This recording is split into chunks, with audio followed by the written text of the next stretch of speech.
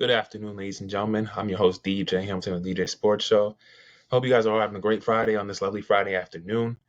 I just want to talk a little bit of football. Not too long episode. Talk a little about that Lions and Packers game that happened yesterday, where the Lions came up victorious, 34-31, over the Green Bay Packers. And just want to exercise this muscle a little bit more. Try to get a little bit more reps doing this again, like I used to back in the day. But albeit I did it in my phone in the car, and try to do a little bit more reps outside the radio station. So just want to get a little bit more of that.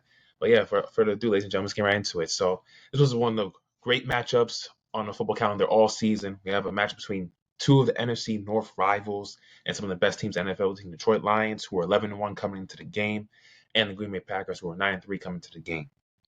The Lions, so these two teams did match up earlier in the season. Week 9, the Lions came victorious 24-14. And they wanted to continue to improve their winning streak. They were winning. They won 10 consecutive games coming into this game, and which was tied a franchise record. So they've been doing really great this season, and they led the league. They're leading the league in scoring coming to this game. They're averaging over 30 points per game, and in their last 3 games, they have a win margin of plus 22.3 points per game. They have won by heading into this matchup, and overall in the season, they were plus 15 according to TeamRankings.com. Jared Goff, who has been an MVP candidate all season, he, in his last 3 games, after that 5-interception aberration against the Houston Texans, and I was watching that game against Houston Texans, some of those throws, I don't know what he was doing on some of those throws, and some of them weren't his fault. But ever since that game, coming into this match against Green Bay Packers, he has been incredible. He has thrown for 960 yards, 6 touchdowns, 0 interceptions in the 3 games prior to playing against the Green Bay Packers. And he has had a passer rating of 117.3. Now, on the other side, we have a great young QB in Jordan Love. The Packers have won 3 straight coming to this since their loss against the Lions a couple of weeks back, and they wanted to get a revenge coming to this game. Jordan Love, in his last few games, he has thrown for 5 touchdowns, 1 interception, and a passer rating of over 116. So he has been pretty good himself. I know early in the season he was struggling with a groin injury, so he wasn't as effective running the football as that diverse threat that he usually is. But now that he's gone the second half of the season, he's been a little bit healthier. I know he's dealt with a lot of injuries this year from the groin to his knee and things of that nature. Injuries build up as the season goes on. But Jordan Love, over these last couple of weeks, has been playing some great football. Now, there were a lot of injuries on both sides. There was Packers, they're out their number 2 wide receiver and target-wise, and Romeo Doubs, who's out with concussion. And you have one of the cornerbacks, Jair Alexander, who's out with a knee injury. Just to name a few guys who are out on the IR list. Meanwhile, the Lions, they have guys coming off the street. They have 13 guys on IR list, and their defensive line, offensive line decimated. They have some key guys who are out, such as DJ Reader, who won their top defensive lineman who was out. And there's a lot of injuries on the defensive side of the ball. I was wondering, how are they going to be able to apply pressure against the Packers, who have one of the top 10 offenses in the league? I was wondering, because they're not a great pass rush team, but especially with their top guys on the defensive end now, I was really curious to see how is that going to play out. So let's get right into it. So starting into the game, one of my questions coming into the game actually was, we know both teams have great running backs. Josh Jacobs is one of the best running backs in the league. He's actually 3rd in rushing. I know him and Jahmyr Gibbs are probably trading because they're that close in rushing, but heading into the game, he was 3rd in rushing in the NFL, behind only Saquon Barkley of the Philadelphia Eagles and Derrick Henry of the Baltimore Ravens. And one of the questions I was asking is, which of the running backs? I know we have Josh Jacobs of the Packers, and then the Lions have their tandem and Jahmyr Gibbs and David Montgomery. I felt like whoever dominates the ground is going to be able to really impact who has the outcome of the win in this game. And also another question I had is Packers. Like, you guys come into this game had 3 losses, and all 3 of those losses have come against key NFC opponents, teams who are at the top of the NFC. The Lions, you guys lost to early in the season. You lost to the Vikings in the first 3 weeks of the season, but Jordan Love was out that game. He was out, so I kind of take that with a grain of salt. He was out in the first few weeks of the season, and you also lost to, I believe, the Texans, if I'm not mistaken. So you guys lost to 3 top NFC opponents. So I wanted to see, can you guys hang with the top opponents? Can you guys prove that you guys could be a true Super Bowl contender and beat one of these opponents, especially on the road. And that's one of the questions I was asking myself coming to this game. Can they do that? Now, early on, the Lions, it was all Lions early on. Lions, they wasted no time proving why they were on the top offenses. They scored on their first drive into the game. It only took 11 plays, 76 yards.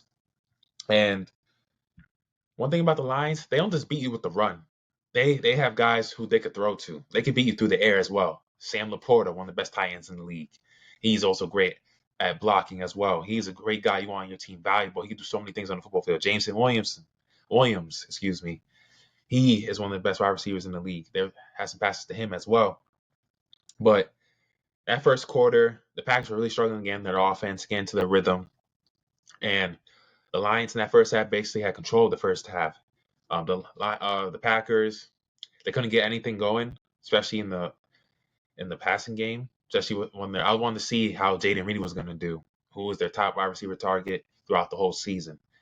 And with Dobbs out with concussion, Reed, you expect your top wide receiver target to step up. He put up a donut. I know he only got targeted once, but you can't tell me that you're going to be a number one wide receiver for a team and put up a donut across the board. 0 receptions, 0 reception yards. Like, you basically out there running cardio. Like, you can't. You got to be impactful for your team. And I don't know if Jordan Love was really looking for him throughout the game. He was mostly looking at Christian Watson, and I know Christian Watson is their top receiving target throughout the season. But and also the rookie Wicks. I don't know his first name, but Wicks, he had some big catches later in the game, especially in that third and fourth quarter. And I was like, how is your top receiver target not going to show up in these type moments? You're playing against a divisional rival. You guys are trying to move up in the playoff seeding and try to get home field advantage come playoff time, and he has nowhere to be found. And I don't know, was it because the coverage that the Lions were playing? They were playing a lot of man-to-man. I didn't see a lot of zone play in this game, but I know they were going to really focus on him, especially with Dobbs out. You don't have that extra downfield deep ball threat, especially with him out. And I know they were going to be able to focus and strategize and stopping and shutting down Reed, and that's what they did. And I know the Lions are a powerhouse offensively, but defensively, they're a solid defensive team as well. There's a reason why we're talking about them as a potential Super Bowl threat. And again, come the second quarter, one thing I saw is right when the Packers, they got the ball, start the second quarter on the opening drive, Watson fumbles the ball. Jordan Love throws the ball to him. He fumbles it. That sets up the Lions in great field position. And that basically was the story of the first half for the Packers. Nothing was going their way. They couldn't get anything. It was a struggle to get anything. They actually were 0-2 on third downs. Like, they couldn't get anything going, deep ball threat. It was all running early on. And also, so in the first half, the Lions had 174 total yards to the Packers 104. Big disparity. Not like the Lions were dominating through the air, but it just shows how much the Packers offense was struggling offensively in that first half. And then there were 120 of those were from passing to the Packers 24. Packers had 24 passing yards. That's my age. 24 passing yards in that first half. Jordan Love and that offense just had nothing going for them. And I wanted to see how are they going to respond in the second half. Were they going to be able to get that deep ball action? We're going to get their offense going to keep the defense honest with the Lions, put pressure on them. And in the second half, they did answer. And they did make it a game. It was 17. It was actually 17-7 going into the half. But that third quarter, they started putting it on. They scored 2 touchdowns. They had that deep ball pass to start off the third quarter. That really got them going offensively. And I think they really need that. Just to break loose, calm the nerves, and really break open their offense, get into their sets. I know they were playing a lot. They were playing a lot of pistol, playing a lot of shotgun formation. And Watson was the main connection going into the game. And that big pass to Watson kind of set them up because it got them inside the Lions 20, and which helped set up the Tucker Kraft touchdown, who also was one of their top targets throughout the season, their tight end. And that kind of really got them into a rhythm offensively, started getting them flowing. And then I wanted to see how the Lions were going to respond. But Goff will end up throwing that interception. This was captured by Kayshawn Nixon, who was one of the top defenders on the Packers defense. And this gave the Packers great field position. And this also helped the Packers take the first lead of the game, 21-17 in that third quarter, thanks to a Josh Jacobs touchdown. So I was like, okay, Packers make a little comeback, take the first lead of the game. The momentum's on their side. Will they be able to close it out? I know you still have a lot of time going, but the Lions, I know they're playing with a lot of guys off the street, but they showed their championship medal. They were able to come back, score on the next drive. They didn't let that Packers taking the lead and that they were starting to get momentum, especially in that third quarter, rattled them. And then came the fourth quarter. So in that fourth quarter, we all know what happened in that fourth quarter. I know both teams were kind of sparring it, going back and forth down the stretch. But in that fourth quarter, I know Dan Campbell, a thrilling finish. They marched down the field for a touchdown. The Packers nearly answered back in that fourth quarter. There's offensive interference that led to them settling for a field goal, 31-31. And now it's up to the Lions. You have a chance. They were playing pretty smart football down the stretch. And I was watching how they were running the clock. The clock was on their side. It was inside 3 minutes. They got to that 2-minute mark. And I was really curious to see what the Lions were going to do. Are you going to go for that touchdown and still leave like a minute and a half, minute 50 left on that clock for the Jordan Love and the Packers to come downfield, potentially going for a touchdown, take the lead? Or are you going to run the clock, see what you get? Maybe if you do get a touchdown, great. But if you're able to milk that clock out, value your time of possession, and close it out with a game-winning field goal, so that way you can give Love and the Packers offense a chance to do that deep ball threat they love to do, and losing a heartbreaker at home. Well, they did just that. They were able to, and they had timeouts. I know the Packers, they were out of timeouts. So even if they got the ball back, they had no timeouts to be able to stop the clock and things of that nature. They're going to have to, if the Lions were to rush through their possession and to score a touchdown or kick the field goal and the Packers had time, they didn't have any timeouts to be able to stop the clock and things of that nature. So if that were to happen, they would have to really be on the fly and on the rush. But the Lions were smart in the way they valued their possession. They were able to run the clock down. They got it down to that one. I know there was that 3rd and goal where I was so scared. I was like, they didn't get it. Jared Goff, his knee got down before he got into the end zone. And I was like, ooh, 4th and goal. Do you go for it? And Dan Campbell, he's kind of he has guts. He's a very gutsy coach. I like to say that. And Goff was able to on that next play stay afloat. And hey, they were able to get it on 4th and inches. And they were able to get within field goal. They were in the field goal range. Big play. And then they were able to set up a great position for Bates, who hits the game-winning field goal and push the Lions to their 11th consecutive win, which is a new franchise record, by the way. 11 consecutive wins, and punches their ticket for the postseason for back-to-back years, for the first time since the 90s, I believe. So this was a big win for the Lions. And now we got to look at it. Now in the NFC, I think the team that's going to really challenge the Lions is the Philadelphia Eagles. Just what they can do in the running game with Saquon Barkley, who's having the best season of his career, a historical season. He's probably on pace, if he stays on his current pace, potentially run for 2,000 rushing yards to be able to join that elusive club. So, and they also have a great offense. They have great receivers, A.J. Brown. They have Devontae Smith. And this is a team that's not really dominating you through the passing game, really. It's really the way they run the football. And then their defense has stepped up. Jalen Carter, if it wasn't for the suspension and then his little troubles off the field, he might have been number 1 pick in his NFL draft class. And he's been incredible for the Eagles defense this season. So I want to see the Eagles and the Lions in the NFC Conference Championship. I think that's going to be a ratings bonanza between those two teams. But I know the Packers lost this game, but this shows that they can hang with these top teams. I want to see Love be able to get better.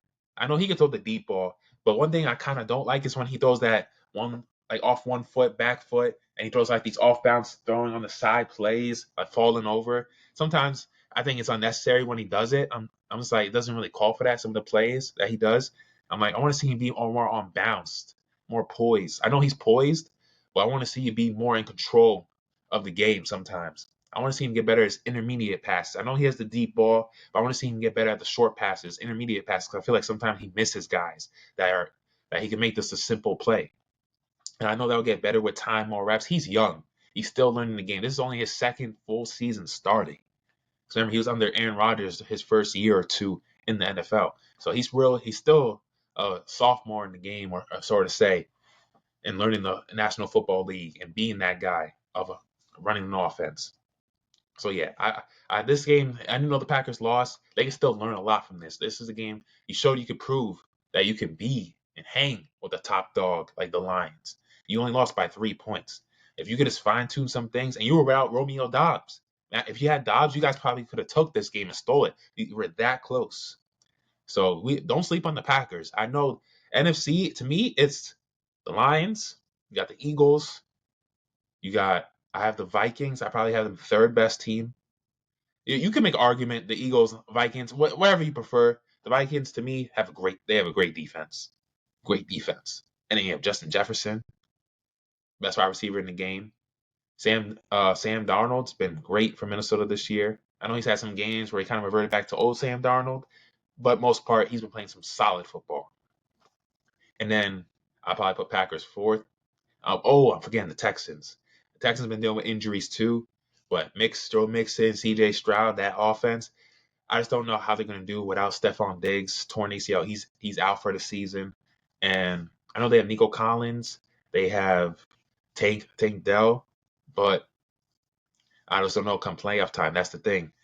I know their offense. I want to see what they do when they have Diggs back. They're fully healthy next season. I feel like they could really make a deep run. But I'll take the Texans over the Packers because I think Love is good, but I think C.J. Stroud is just a little bit better, especially when it comes to taking care of the football. I think Love kind of has some careless turnovers sometimes. They're all unforced errors. But yeah, congrats to the Lions. That was a great football game. That was especially in that second half, especially when the Packers started to find their groove offensively, started to get into a rhythm. And yeah, they started showing these two teams are both top 10 offenses in the league, and they showed that. And both of them definitely showed that, especially in that second half. So, Lions, congrats on a franchise record, 11 consecutive wins. And I think my Super Bowl prediction coming into this season, I have the Lions coming out the NFC, but I'm not going to sleep on the Eagles because they've been on a hot streak. They've been on a hot streak, so we cannot sleep on them. And then AFC, I don't know about it. I have my Chiefs coming out the AFC. I'm still worried about our offense. I'm still, yeah. Our defense, I'm not worried about. I think Spagnuolo has done a great job since he's come. Our defense has gotten better every single year. Because remember those early years, our defense, we got destroyed. But our last two Super Bowls that we won, our defense has carried us, not our offense. So, yeah, it's going to be interesting to see down the stretch as we get closer and closer to the postseason. But right now, the Lions, the fact that they were to win this game against one of the top NFC opponents with a lot of guys on the IR list they have double-digit guys on the IR list. A lot of their top guys on the defensive end, the defensive front line, and then some of the guys on their offensive line as well, out with injuries. If they get fully healthy, this is a team you do not want to see in the postseason. I'm telling you that right now. And Jared Goff, I know I have Josh Allen as my MVP favorite because what he's doing up in Buffalo, especially after that Monday night performance against the Niners in that weather, he's my MVP. But if I had to say who's a second favorite, I might have to say Jared Goff. I know Saquon Barkley's in that mix for me too. I think those are my top three MVP candidates right now. I think that will be the top three.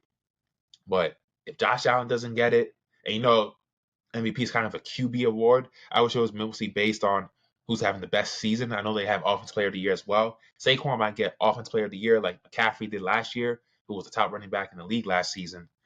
But when we're talking about QB award, MVP is kind of like that, unfortunately.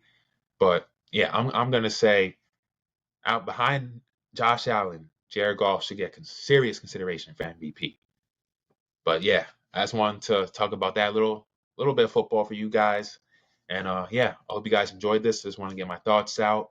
talk a little bit of the Lions Packers game, just to work that muscle a little bit, just to recap the game a little bit for you guys. But yeah, hope you guys enjoyed this episode. There's gonna be more great football coming on Sunday, and I hope you guys all enjoy it. I'm your host, DJ Hamilton. Make sure you guys continue to check out my website, podcast on all things sports. Subscribe, tell a friend, and I'll see y'all next time. Peace.